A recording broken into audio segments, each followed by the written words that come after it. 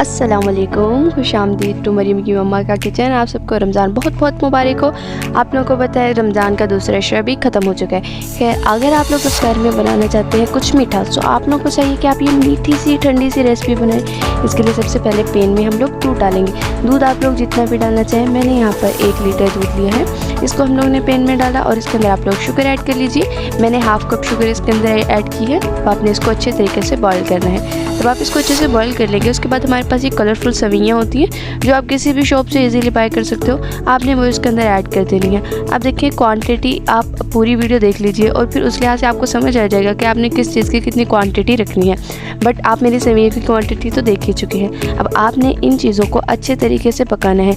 You know ना कि हमने कितनी देर तक पकाना था, तब तक हमारी सवियाँ जो फ्लफ़ी होकर दूध में अच्छे तरीके से मिक्स हो जाए, नीचे ना बैठे, तब तक आपने इसको पकाते रहना है। आपको पता है सिंपल वाली सवियाँ भी आप लोग यूज़ कर सकते हो, बट ये सवियाँ ना ज़्यादा क्रीमी होती हैं। आप ड्राई फ्रूट्स के तौर पर इनमें कुछ भी डाल सकते हो, जैसे कि मैंने मेवा डाले, और ये वाले ब्लैक वाले मेवा हैं जो बहुत ही रेयर मिलते हैं, बट आप लोग कुछ और भी ऐड कर सकते हो, आलमंड वगैरह या कुछ और, वॉलनट, कुछ भी आप लोग ड्राई फ्रूट्स के तौर पर डाल सकते हो। अब यहाँ पर देखिए कि हम इसको अच्छे तरीके से पकाएंगे तो बहुत सॉफ्ट होकर पक जाएगी। हम इसको उतार लेंगे। उसके बाद यहाँ पर मैंने ब्रेड के तकरीबन 4 से 5 पीसेस लिए और आप दरमियान में से इस तरीके से नाइफ़ की मदद से कट कर लोगे। इक्वली पीसेस में हमने इनको डिवाइड कर लिया एंड देन आप लोगों ने इसको तवे के ऊपर ऑयल लगा के ना और इनको फ्राई कर लेना है। ज़्यादा डार्क फ्राई नहीं करना आपने, लाइक बहुत ज़्यादा ब्राउन नहीं करना, बिल्कुल हल्का हल्का सा ऑयल लगा के इनको फ्राई कर लेना है, तभी हल्की हल्की सी ब्राउन हो जाएंगी।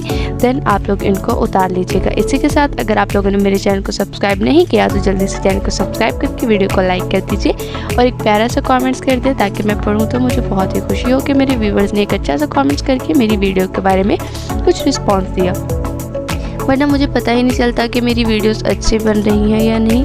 खैर, अब यहाँ पर देखें कि हमारी जो ब्रेड है वो ऑलमोस्ट फ्राई हो चुकी है। हम इनको अलग से एक प्लेट में निकाल लेंगे। ये चेक कर लीजिए, मैंने ज़्यादा डार्क ब्राउन नहीं किया, हल्का हल्का सा फ्राई किया। उसके बाद हमने एक ट्रे लेनी है और आपने अपनी जो डेकोरेशन भी तो इम्पोर्टेंट है ना, ब्रेड्स को कुछ इस तरीके से रख देना है। ब्रेड्स को रखने के बाद अब हमारे पास जो हमने सवियाँ बनाई थी वो कुछ इस तरीके से आपने इसके ऊपर डाल देनी है। अब देखिए कि मेरा जो मिल्क था ना वो मैंने ऑलमोस्ट ट्राई कर दिया था, बट अगर आप लोग चाहें थोड़ा सा पतला बनाना चाहें तो आप लोग ज़्यादा सा मिल्की भी रख सकते हैं। अब आपने इस तरीके से रख के इनको फ्रीज कर लेना है एंड आफ्टर सम टाइम जब ये ठंडी हो जाएंगे तब आपने इनको बाहर निकालना है। ब्रेड जो है वो कम्प्लीटली सॉफ्ट हो चुकी होगी और ये हल्का हल्का सा ठंडा होगा। इतना मस्त टेस्ट आता है ना यार इसका, कमाल। सो आप लोग भी इस रेसिपी को ज़रूर ट्राई करना। बहुत जल्द मिलेंगे हम नेक्स्ट वीडियो में। एंड स्क्रीन पर कुछ वीडियोस है, if you want to try my more recipes तो आप लोग ये देख सकते हैं। बहुत जल्द मिलेंगे हम नेक्स्ट वीडियो में, तब तक के लिए अल्लाह हाफिज़।